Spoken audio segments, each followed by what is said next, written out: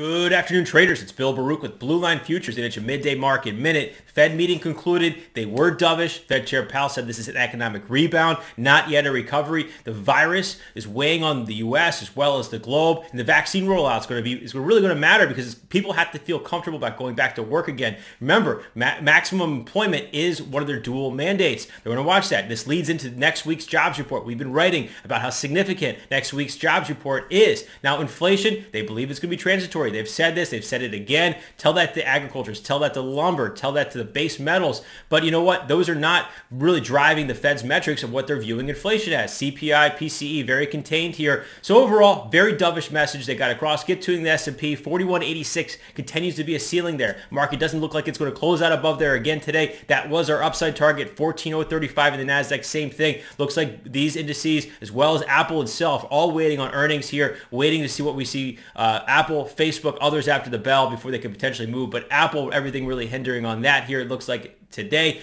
Crude oil, though, has moved higher, out above $64, hitting some resistance there. Look at 63.5 to be a floor this week, and if it holds, you're going to see a nice bullish move in through next week. We like 63.5 being a pivotal level if that holds. And then looking at the metals, rebounding very well as the dollar sold off after the Fed meeting. You're seeing a good tailwind to gold, silver off a major three-star support. But also remember what Goldman Sachs said today. They think crude oil at $80, copper to $5 potentially this year, and that's bringing a tailwind to commodities. So that weaker dollar is going to help play, really give a tailwind to that and help play that forward. So give us a call, though. We're here to talk about anything on the board, 312-278-0500. Remember, the futures trading involves substantial risk of loss and not suitable for all investors.